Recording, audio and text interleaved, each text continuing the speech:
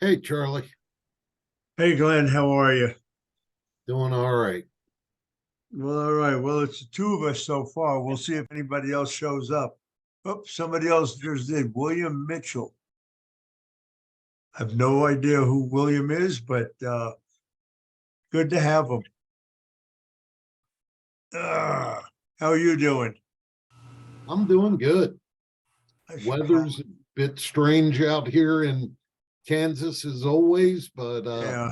grass I is woke starting to grow. I woke up yesterday morning to snow. I was like, really? Needed that like a hole in the head. Wow, I was listening to my daughter who lives in Peoria, Arizona, just Uh-huh. talking about how the weather out there has been just crazy. Is that right? Yeah, she moved out there for the heat. She loves it. Can't get enough of it. And it drops below 80 degrees and she's like, I'm in the middle of winter here. What am I doing? And it's 80 degrees, huh? You know, there are some things that I enjoy. I don't mind the heat. I'm getting to the point where I really am not in love with the cold anymore, though. I have to admit that. There was a time that I would run out, oh, it's snowing. It was like, woo. Now it's like, damn, it's snowing. I'm not moving. Richard, good to see you. Good to see you too. Hey, Richard. Hello, Glenn. And William, who I don't know. Hello. William. Hey, William. I Hey, know how y'all I doing? know your face, but it's been a while since I saw you, I think. Yeah, it's been a while. We talked a couple months ago, back before I bought the auto. Oh, okay. And how's that one working out for you? Super. Terrific. Yeah, there's something about getting that first one. It's a little scary initially. Then you finally get going and it's kind of like, damn, I should have done this a while ago. Yeah, I should have done this 20 years ago. Yeah, but then you wouldn't feel so good about having it now. Oh yeah. Let's see, we have anybody else coming in? In seminars, I used to tell people, load one shirt, print 6 colors. Load one shirt, print 6 colors. Say that over a few times. Yeah. Glenn, you're going to talk a little bit about DTF and DTG. I'll talk about what anybody wants to talk about, but you know, Probably the weather was a lot more fun, but nevertheless, I guess we should. So I have to admit, my knowledge of DTF is pretty low. I think mostly because I'm hearing so much about it, and no one is really feeling totally warm and fuzzy about it. So I thought I would get your take on it and Sure. on the machines that are on the market and stuff. well, Before you do that, Glenn, yeah, Okay. at Printing United, on the stand, there was high up above, at the end of the building, there was a lady that was demonstrating a machine that wasn't going to be out for another 6 to 8 months. What's the status on that? oh, from the other division of Rico. Well, you're Rico. You're the only Rico I know besides her. I should dig up her card. I have her card here somewhere. All right, so I stopped by and took a look at that, and just for clarity, that is a completely different company than who I work for. Rico, All right. Rico Printing Systems of America is the company that bought Anajet, and that's the old Anajet company. My company is more into wide format, cut sheet, continuous feed inkjet, all that high production stuff. But what I saw them showing was they were jetting a pre-treatment of some sort. I couldn't get a real straight answer on that. But Okay. I have not heard or seen anything since. Tried to get some MSDS sheets on it just because I'm a student, always have been. tried to get some MSDS sheets to see what the composition of that product was. Couldn't find anything on their website or at Ricoh internal, but because I'm not part of that Ricoh company, I've got limited access. Thanks. So, maybe we'll see something about it soon. Maybe they ran into some issues. I do know the guy that I was speaking to said it was in beta. So we'll see what cooks. But, getting back on DTF, it's funny when I first saw this, hit the scene. Oh, what was it? I guess about 2 years ago. Yeah. I was watching guys taking like a Brother or an Epson DTG machine and putting a film on there, putting it in a little thing with some adhesive powder, probably the same type of powder we used back in the 80s for doing transfers to Right, nylon jackets. Yep. It's a very low melt adhesive. I believe the technical term is a polyamide. So it's a very low melt, allows you to go on there. And I was like, I'm looking at the DTG and I'm looking at the DTF and I'm like, okay, I could see some benefits from that. If you're printing one shirt at a time and you're doing a small left chest, well, here I could put a sheet on there and print, a dozen left chests, cut them up and do transfers or sleeve prints or things of that nature. But then over the past 24 months, this has just gone bonkos. Everybody's coming out with machines for them. And finally, I'm starting to see some machines in the past, I'm going to say 6-8 months, that actually have the powder application controlled in a unit. Yeah. And to me, the biggest issue there was it seemed like you were adding a lot of steps. Rather than just printing directly to the garment, you're sitting there. And like I said, there's obvious things when you're doing small stuff. But you're printing directly to the garment in one case. And in the other case, you're printing to a transfer. So I guess you're trading off a pre-treatment versus applying an adhesive powder. But now I'm seeing roll-to-roll machines being converted to these water-based inks with an inline shaker. So the film goes through the machine, gets the powder applied, which increases your throughput. But, the environmental side of me says, what am I going to do with all these sheets of PET when I'm done with them? Because recycling obviously is up to your locality, but these things have a top coating on them. And one thing I learned when I was in the banner business is these things aren't readily recyclable if the base component and the top coating aren't identical chemistry. So like banner materials, because it has a polyester scrim in it, yet a PVC polyvinyl exterior and adhesive, you just can't throw that stuff in the recycle bin. So there's some extra steps, but I was listening in on something the other day and a guy said, you know what? I'm doing all this stuff, variable data. So when I'm doing a little league team or something like that, I'm doing all the names in one print shot and doing them by DTF. So like anything, I think it's application specific to see where it pays off, where it doesn't. But these newer machines, with the shaker device installed, so you're not making a mess on the floor, you're not talking about something you're buying for $6,000.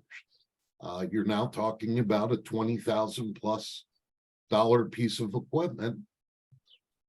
And, you know, it's all about the math at that point.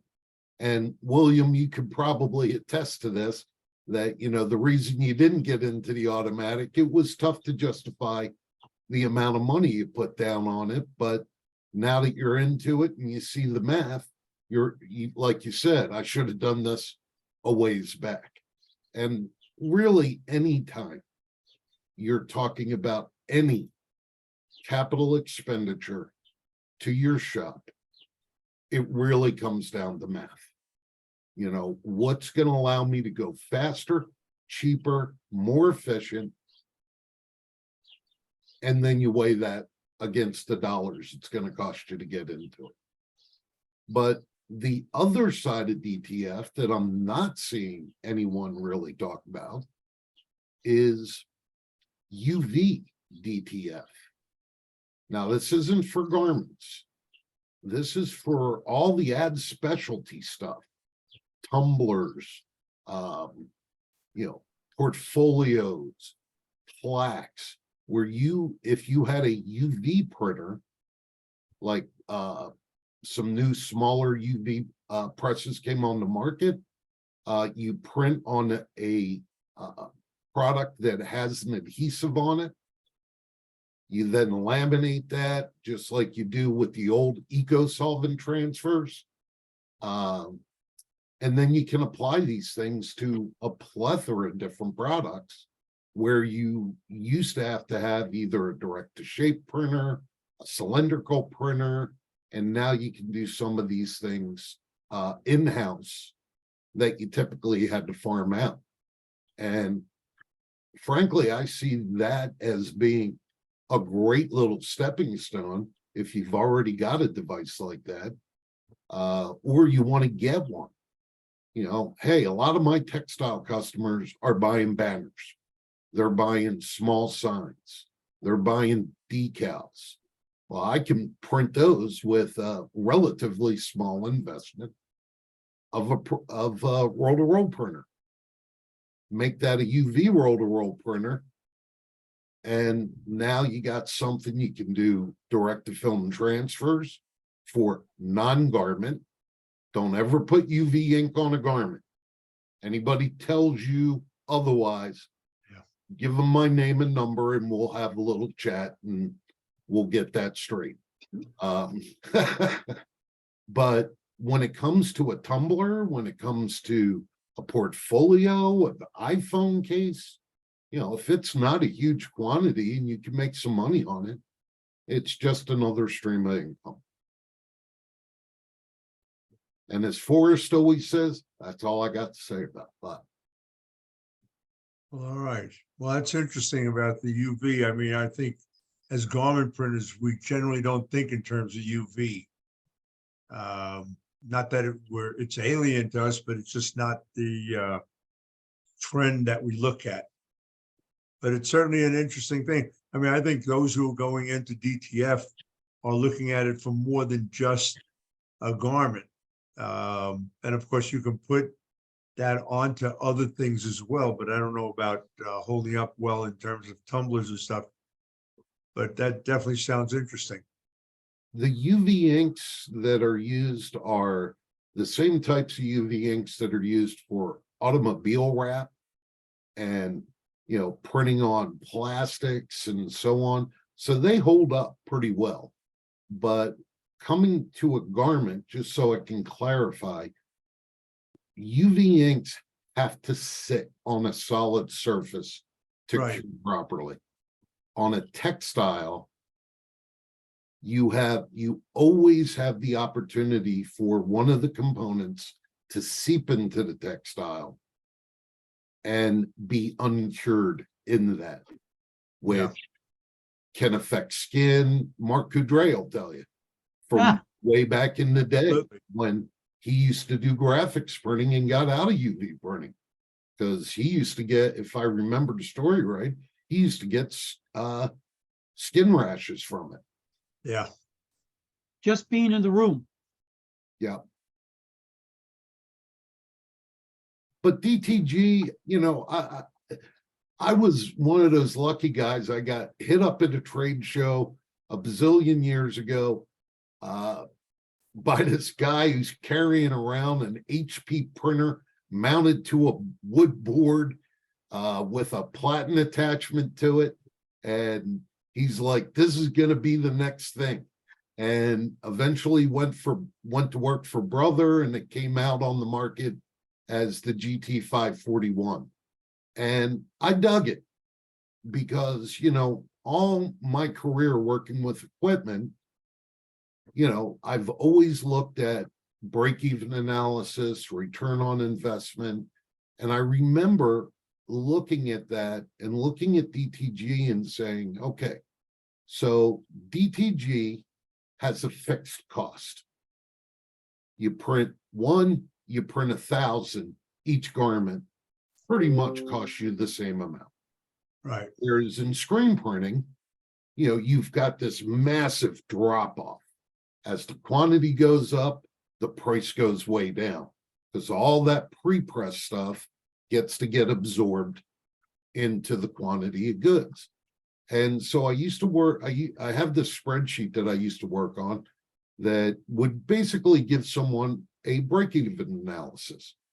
So like William, since you're the printer on the program today, you put in your labor costs, what your screen costs are, and then basically you plug in what the artist's time is, because as many people think DTG is simply open a PDF and click print. It's not quite there. But you put these two pieces of information in the columns and you get a chart that maybe says 120 garments is a break even for X number of colors. And I just always saw that because the biggest issue I ever saw with screen print is doing low volumes. And in the 80s, it wasn't that big a deal. But today, where everything's about personalization, it's a huge deal. And how do you stock prints when you need 5 different sizes, you need 12 different colors, and 17 different designs? It's an inventory nightmare. So if you're in the pre-print market, DTG to me is just fantastic, unless you're selling to Walmart or Target or one of those guys that have nice systems that give you large orders to be able to fulfill, size, color, shape. But I think just about any textile operation today could benefit from DTG. Yeah, it's interesting. When they first came out, I always thought that they had a really good shot at doing some stuff for the bigger companies, like doing a couple of samples rather than setting up and printing. The colors may not have been dead on the money, but if you were using it as a flyer or an ad, could you really tell the difference? Oh, that's not 485 red. It's like, yeah, who cares? Certainly the cost of DTG inks have come way down from where they were originally. I mean, I remember when they first hit the market, I think Brothers ink was probably the most expensive on the market.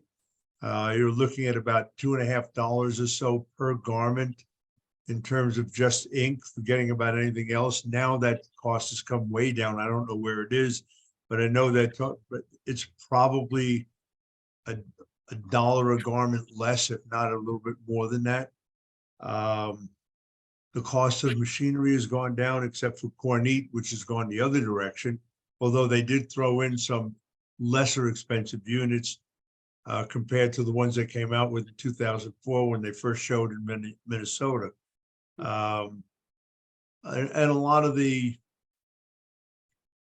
brands that came out that really weren't holding up well are no longer, which is, Anajet being one of those, where everybody and their grandmother owns an Anajet right now that doesn't even make it as a paperweight since it's a little too big. But it was a popular machine. Of course, Scott Fresner had his issues where he sold like crazy, and only got 400 machines back. Kornit, for whatever it's worth, has certainly gone in a different direction, expanding into different markets, punching up the price of a machine to numbers that we never thought we would see, but they're getting them.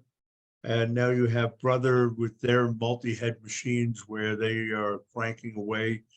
When they first came out, everyone said, what do you think? Of course, the big boast was this is going to take over screen printing. And to be honest with you, that's not going to happen. Okay. Screen printers didn't want to do one of, and certainly weren't capable of doing one of in full color, and still aren't. And so a DTG machine certainly is the right way to go, I think, as far as, short runs. And of course, you have to know where that break-even point is between DTG and direct printing. And each shop has its own song and dance on that, depending on where their price points are. But there is definitely a break. It's kind of like, oh yeah, I'm going to do 1,000 DTG shirts, and the question is why? Just the cost of ink alone, the difference between screen print and DTG is still pretty substantial.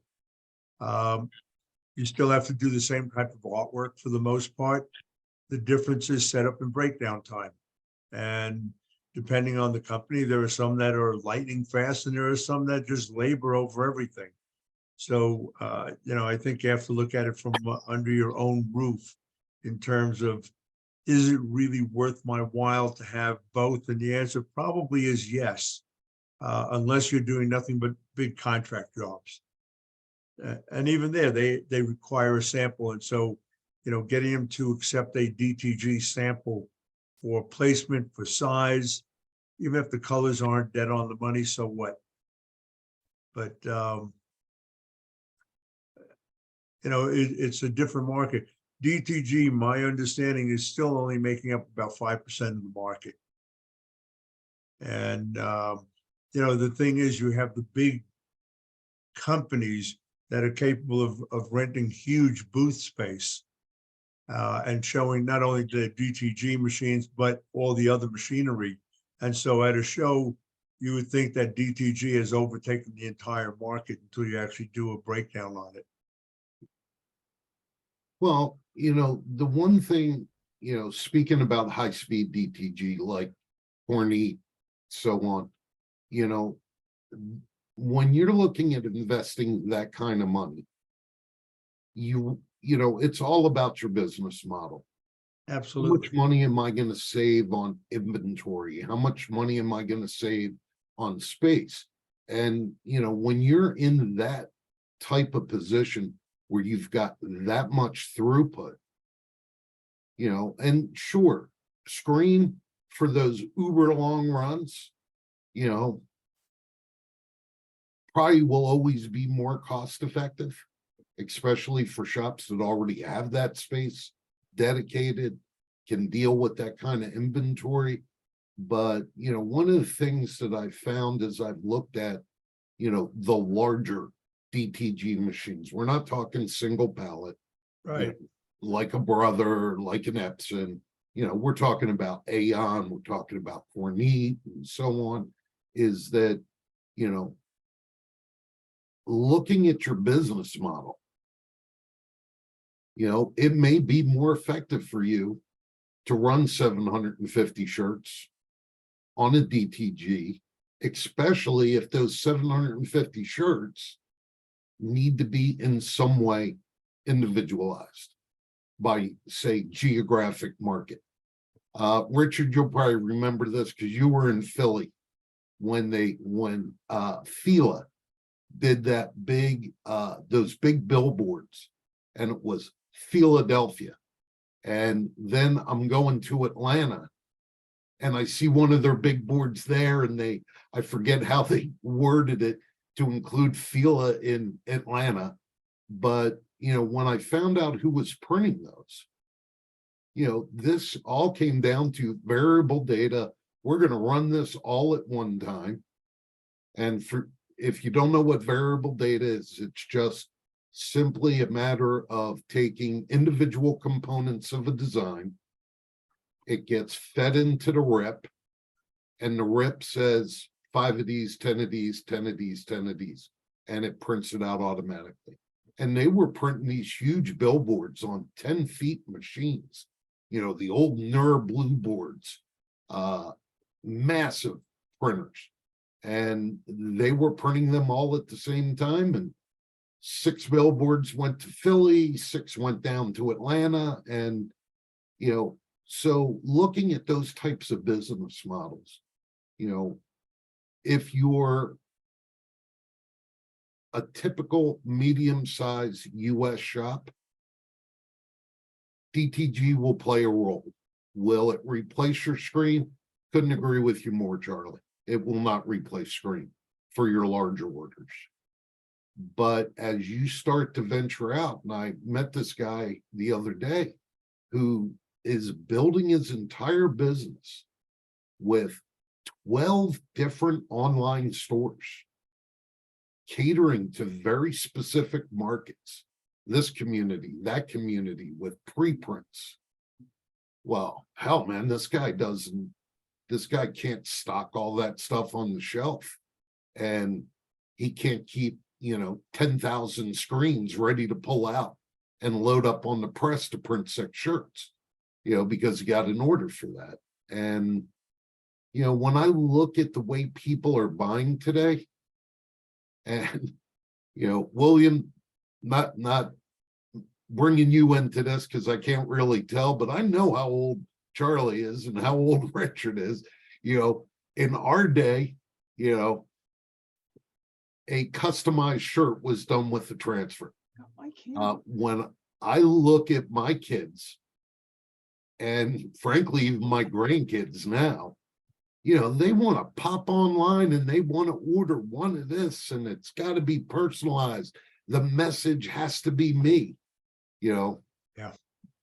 These buyers are becoming massive, just massive. And, you can call it what you will. Some people refer to it as the Amazon effect. They also want it next day. I want to buy it today, and I want it in my hands tomorrow. And that puts a lot of pressure on the screen. I think certainly fulfillment is an ideal situation with the DTG. The days of a company ordering 500 shirts and jackets, etc., and keep them on the shelf and pull them as they need them. Yeah, that was a good idea back in the day when there was no DTG. And certainly, there's no question about the fact that there are certain markets that make sense. Look, the biggest thing on online is getting somebody into your website. Yeah. And you're competing against Amazon, among others. I just saw a little thing on Facebook. You think you're going to get great quality from Amazon? You know what? You're not going to get great quality from anyone unless you know how to put your artwork together the right way. And if you do, you'll get great stuff from Amazon, and you'll get garbage from those who tout the fact that they can do this. Well, they're not going to go in and fix your artwork unless you want to pay for it. No. So couldn't agree with you more. Your artwork is key. There are some adjustments that happen in a workflow rep that will adjust background whites and basic things. But, I see all these online design your own thing now. And, I remember I was kind of, a lot of them don't tell you what you really need to do. You're sending me a JPEG that you did, you're taking a photo off your phone, you're sending me a JPEG with a resolution of 72, and you want to blow it up to 12 inches wide, and you expect to get something that's wonderful. You're going to get one massive colorful blur. Okay.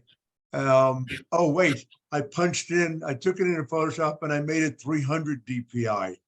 Oh, well, that resolves everything. Now I'm still gonna get a blur, except now I think it's a 300 DPI.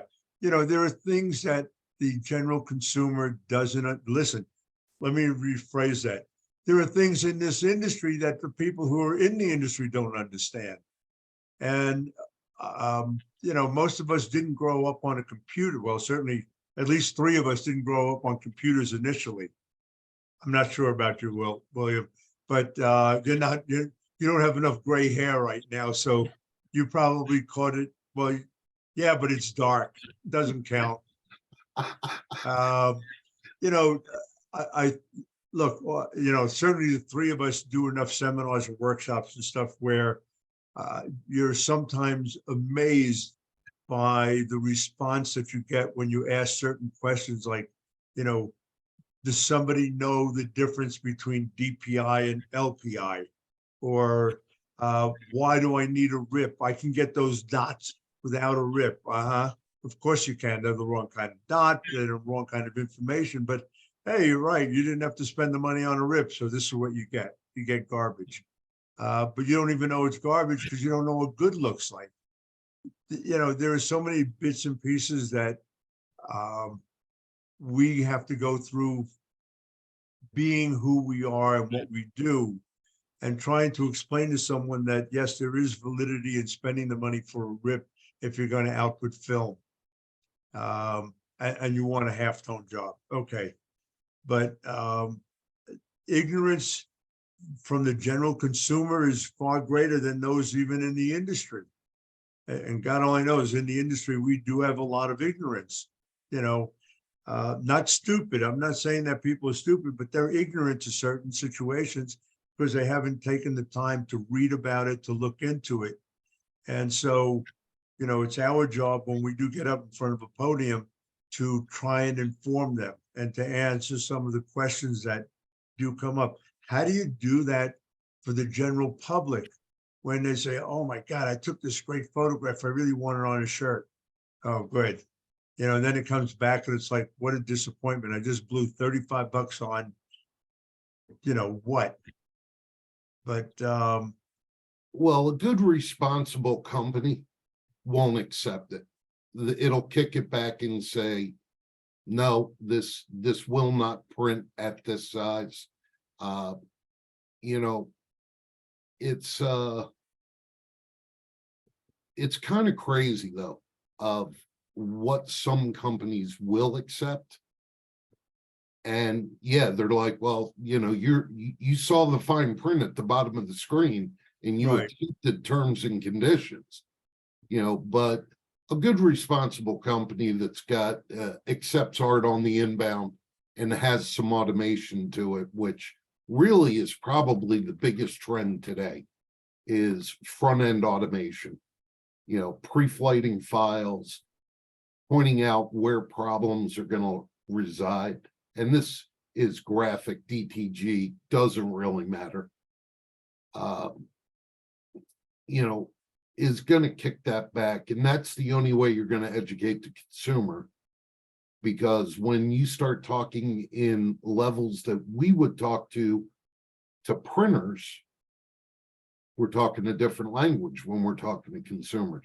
If I go to any of my kids and I try and explain to them why my Nikon camera takes so much better pictures than your iPhone, even though those pictures look really good on your iPhone, when I want to print a portrait photograph, and I do a lot of photography, it's my hobby, you know, when I want to print a good photograph, you know, I tell them, I'm going to print your iPhone picture in a 4x5.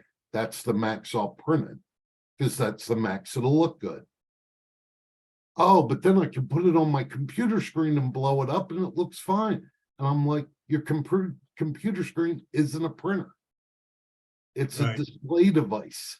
And it's a backlit display device to boot, which just makes things always look better.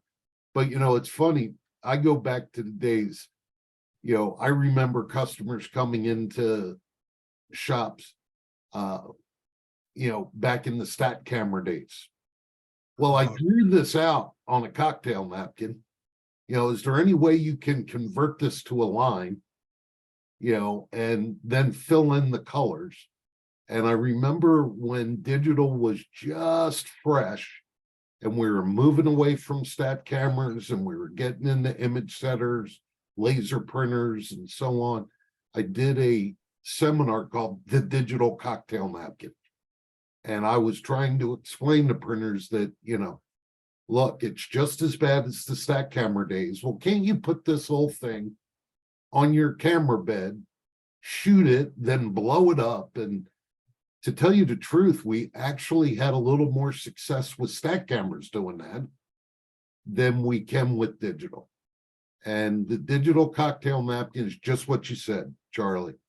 You got a 1 inch by 1 inch photo that's 72 DPI.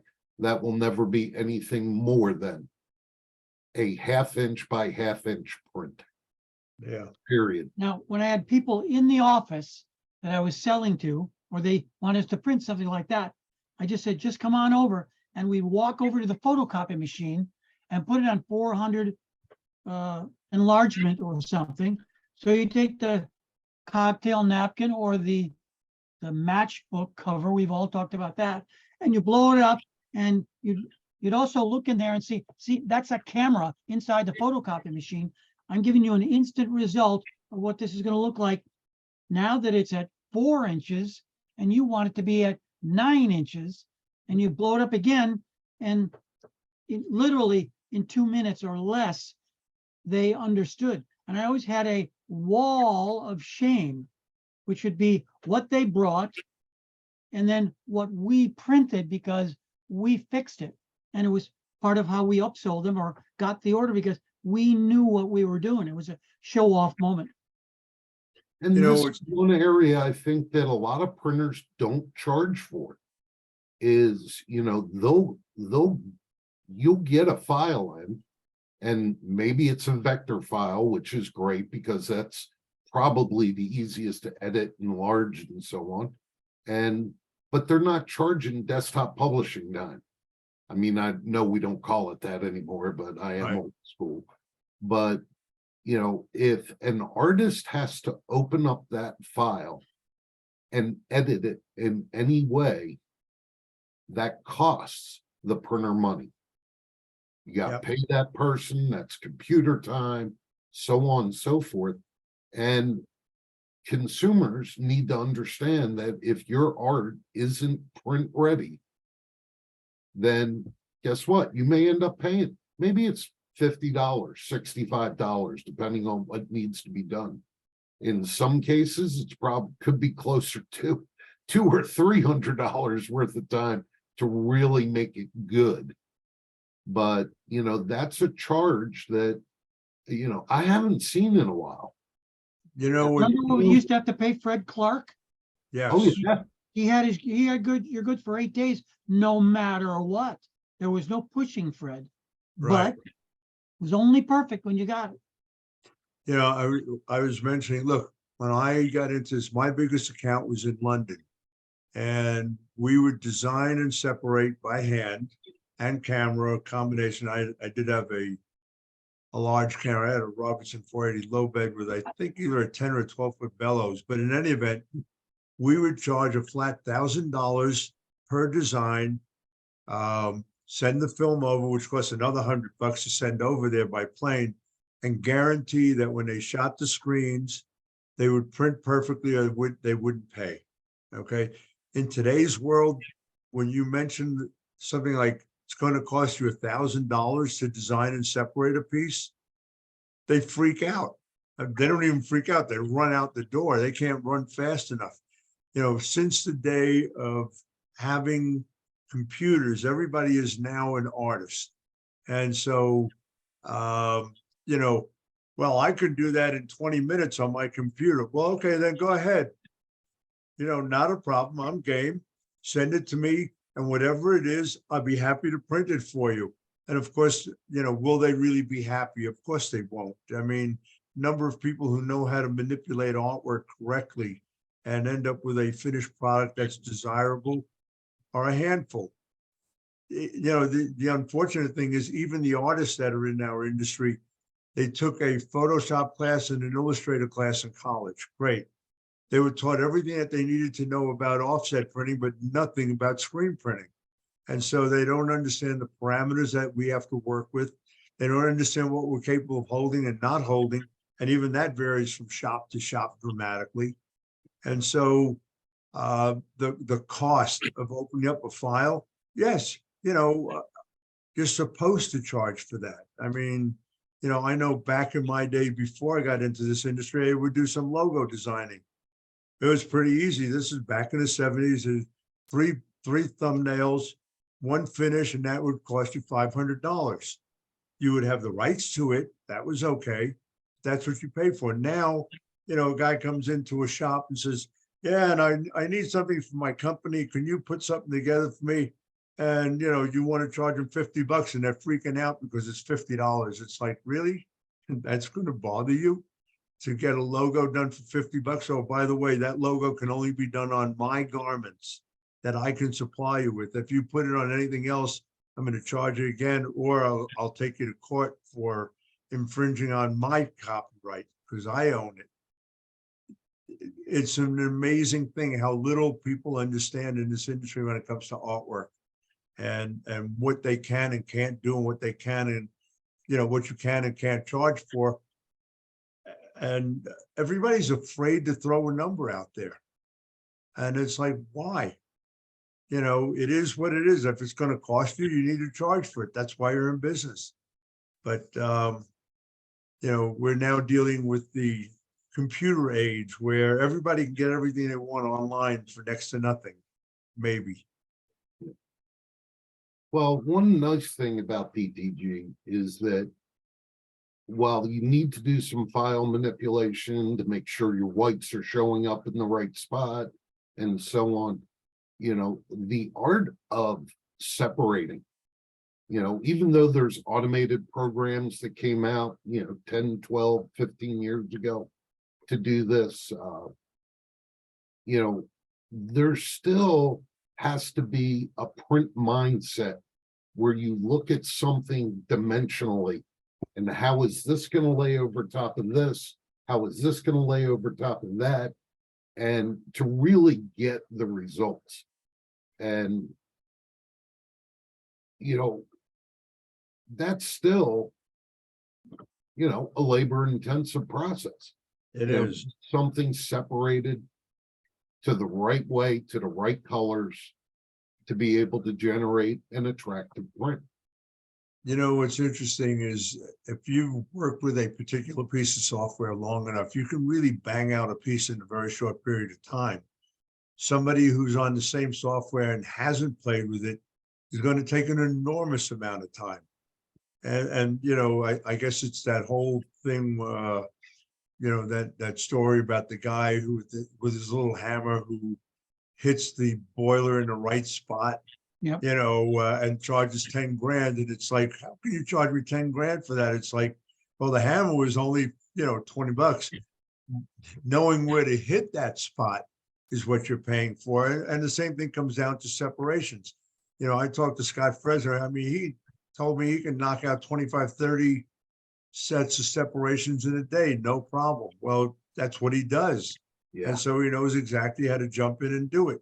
You know, I speak to other people. It's like, yeah, we screwed around with it for 2 hours and couldn't get it to work. It's like, it's not that tough.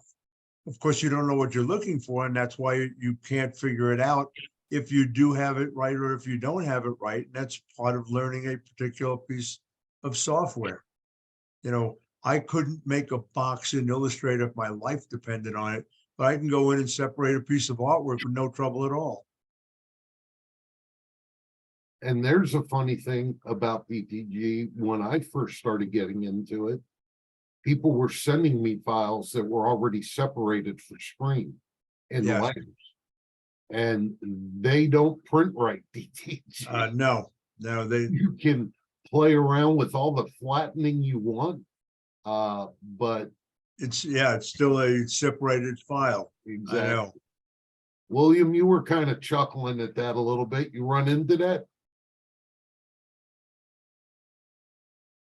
I just thought it was funny. I understand what you're talking about. The, yeah, having like a DCS file and then trying to print it with, solid patches of color on DTG. I don't do it in-house, but the lady who does my embroidery does it. So I send my stuff to her. But yeah, printing solid patches of color with DTG is just not it does better if you have like gradients and tones and that sort of thing rather than solid. And once again, that goes back to the artwork and, how to understand a piece of art where I need a solid yellow, a strong, solid yellow. So, how to saturate that color Right. so that it prints properly DTG. And, the smartest companies, in my opinion, these days are companies that are offering good, strong front-end software for their DTG to make this as easy as possible. But like Charlie said, it's, you're not going to turn it on. It's not like Microsoft Word, where you boot up Word and you start typing and you can get a letter out. I've been using Microsoft Word since the day it came out for DOS. And I still don't know everything there is about the formatting and all that different stuff that goes into it. And, it's all about, creating that simple to use front end that, is really going to make any of the digital processes flow much easier. Well, all right, moving on. So you doing any shows coming up, or are you in the States, out of the States at all? I'm home right now. I was gonna go to the ISA show in April, but I decided to opt out of it. Got a couple of personal things that are happening and not going to be able to make the show. Beyond that, I haven't even really started planning. I need to take a vacation. Amelia and I really haven't taken a good 5-7 day vacation in a long time. And we got people we want to go see and get the hell out of Kansas for a while. So All you gotta do is click your heels to come back. I wish it were that easy. But so no real trade shows going on. But as you know, Charlie, and Richard, the Academy is getting very active.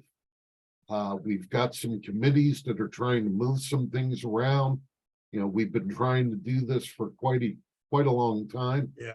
And so really, participating in the Academy stuff is one of the things I'm focusing on right now.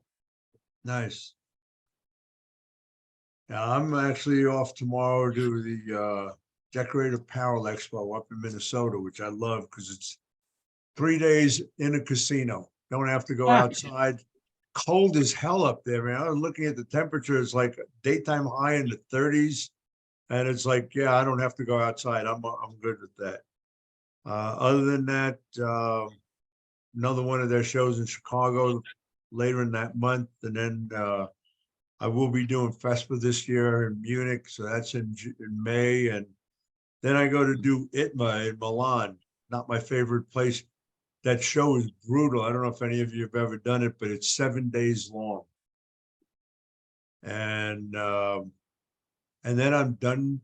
Come back from that, and 5 days later, hopefully, I get my right knee replaced.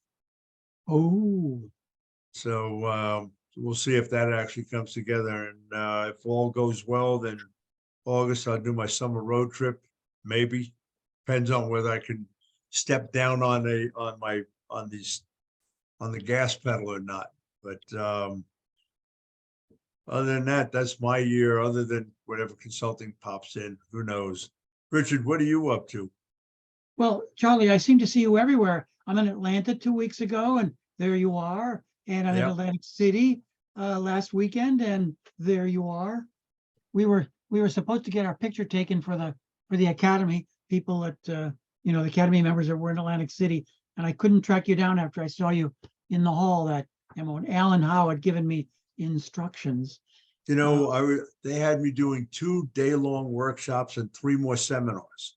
And so I was upstairs in my room. And Sleeping. it was my room. I mean, I lived in that room. Got down to the show floor, for a little while, not very long. Show looked pretty good. The disappointing thing is after coming off of Long Beach, which was the most amazing show, all these guys that exhibited there, when you spoke to them, it's like, are you going to do Atlantic City? Nah, I don't think it's good, so I'm not going to go. Well, if you don't go, of course it can't be good. Attendance was great in Atlantic City. Mm-hmm. Number of exhibitors was a bust. It's like, what the hell? You came off the best show ever. Why would you think the East Coast show was going to be a bust? Anyway, there are some things I'll never understand from some of the exhibitors, but who knows? I did see a thing that Fest was back up to where it was. I think they said they had almost 450 exhibitors at FESPA coming up this year, which they haven't had in a very long time. My curiosity is to see how many of them are actually textile people or screen print textile. Mm-hmm. It seems to me between Printing United and FESPA, they got a lot of booths and a lot of space that sold. Not a whole hell of a lot dealing with textile screen printing, which is still certainly for us the big thing. The last FESPA show I did, I think was 3 years ago. 4 years ago, it took up 2 halls. 3 years ago, it took up less than half of 1 hall. Made no sense. Mm. It'll be interesting to see what they've been able to work up, but they've decided to focus heavily on car wraps. Wow. I know. That must be called FESPA. Federation of FESPA. European Screen Printers. Screen Printing Associations. I know. It's called FESPA. I didn't hear anything about car wraps in the middle of that. But hey, what do I know? Hey, Oh. William, since we're coming up near the end of the hour, is there as the printer on the program today, is there anything specific you want to throw out there or ask about? Oh, one thing that I just thought about as you guys were talking, you're talking about getting small artwork. And the thing that I thought about is the opportunity in getting small artwork. I do, everybody does lots of like 5Ks and things where you got all the sponsors on the back, and they always send you like something they pulled off of a website or something that's small. What I do is call that sponsor and say, hey, I'm working on the shirts for this 5K and you're one of the sponsors, and they sent me this artwork that's not very good. Do you guys have your an art file or something? We'd like to be sure that you look good on this shirt, and turn that that thing that was a problem a few minutes ago is now a sale. Yeah. Because you called those guys and said, we want to make your stuff look good, and they're interested in talking to you.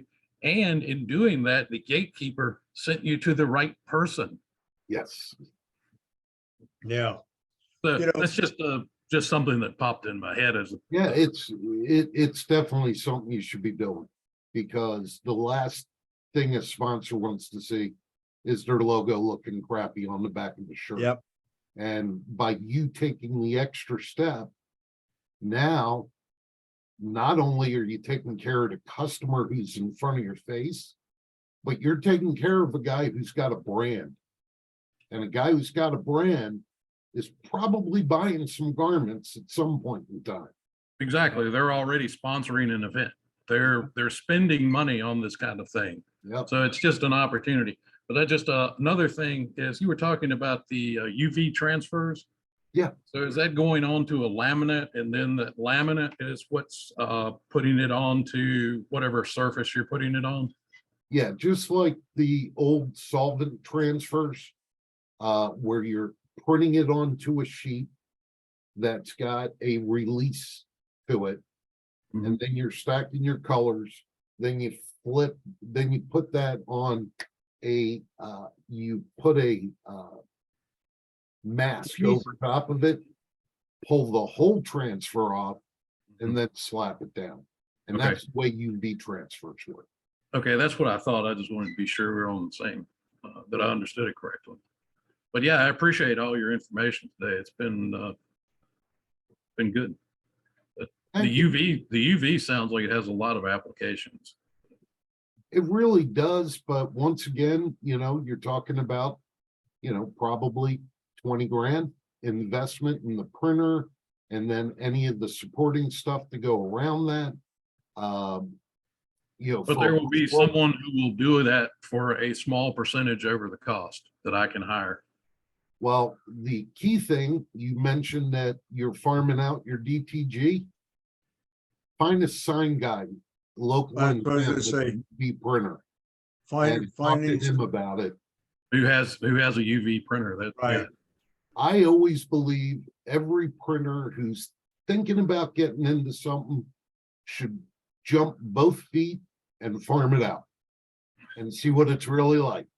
well, and Before that's, you decide that you're gonna trudge through that mud, see what it's really about. And maybe it might just be a business that works for you to farm out. But the beauty of farming anything out goes back to math. After a year, you can sit there and say, what would it cost me to do this? Versus what is it costing me to send it out? And will the difference pay for a machine? Or at And the least labor. get into something.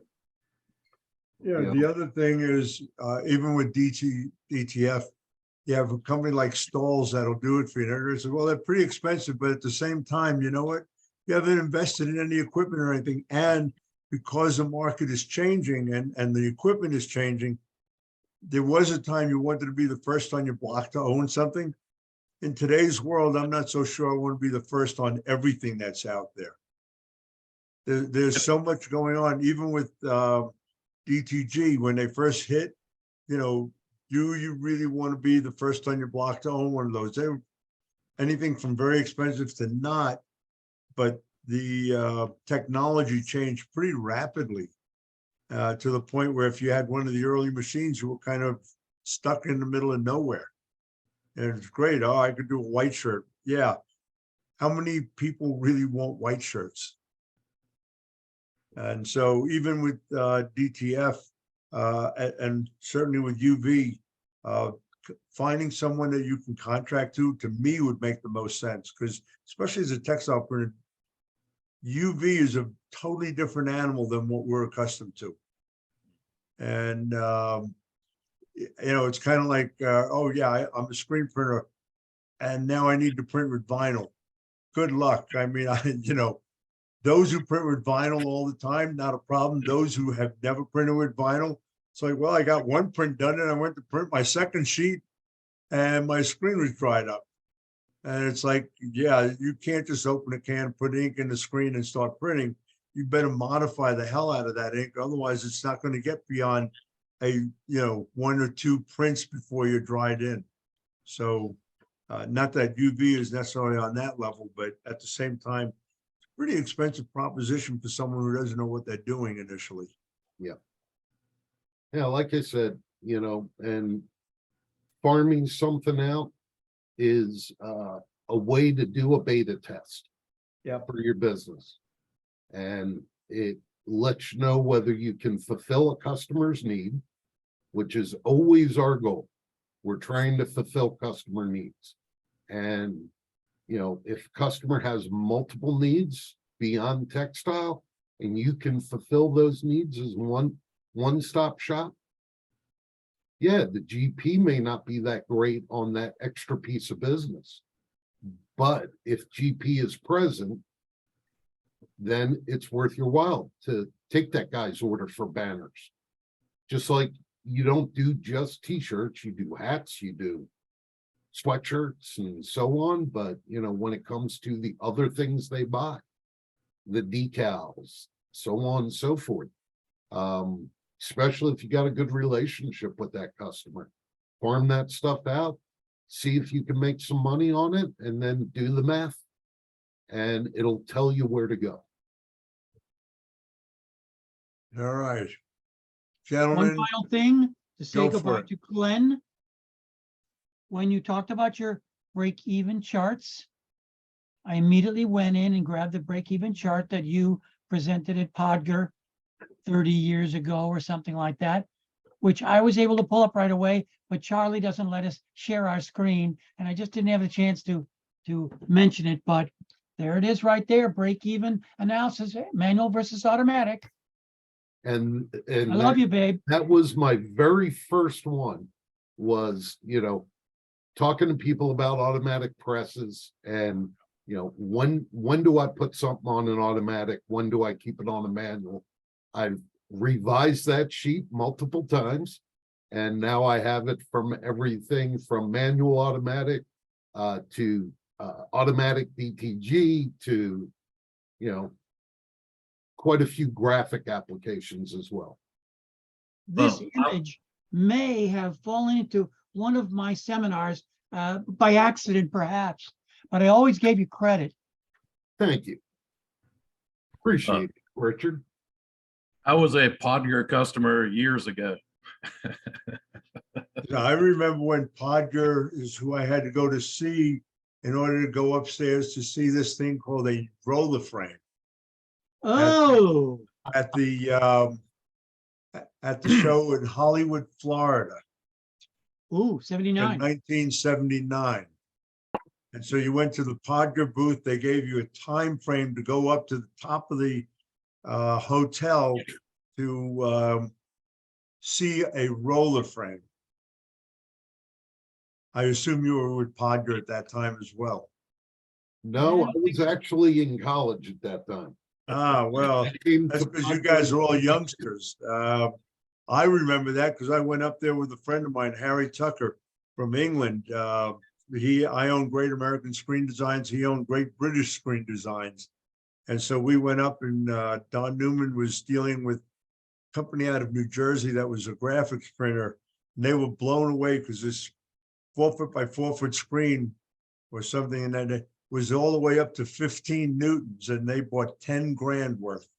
Yeah. And so Harry and I bought a dozen each, trying to figure out what the hell we do with these things.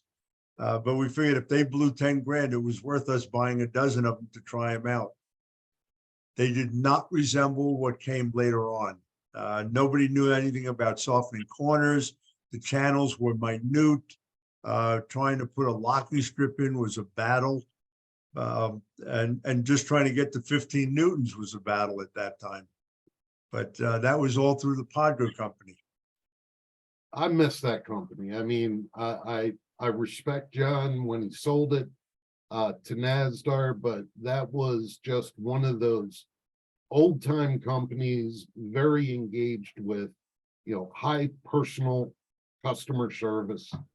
Just really enjoyed working there. It was some of the funnest times I ever had in this business. Well, and here we are in today's world talking about things that were a little bit far in the past. In any event, gentlemen, thank you so much for all being on. Glenn, really appreciate your time and your expertise. Richard, always a pleasure. William, nice visiting with you. I'm you. going to be doing another one of these in about 2 weeks. I'm not sure who the speaker will be, but I will recruit someone. If anybody has recommendations, I'd be happy to go after that. I did finally finish my book. It's finally out on the market, actually on my website. So ta-da, I finally got that stupid thing out of the way after screwing around with it for 2.5 years now. And need to just get my hard copy printed. Right now, it's just a download. But in any event, my other book on my years in the industry, still pushing away on that one. Looking forward to getting that one done because that one's actually been fun. But as is normal, we'll hopefully see some of you guys in about 2 weeks or so. Right. By the way, all of this has been recorded, and I think this was a really good session. So it is going to be on my website if anybody does want to jump on it and watch it again. Thank y'all. Thanks, Thank- guys. Have a good one now. You do.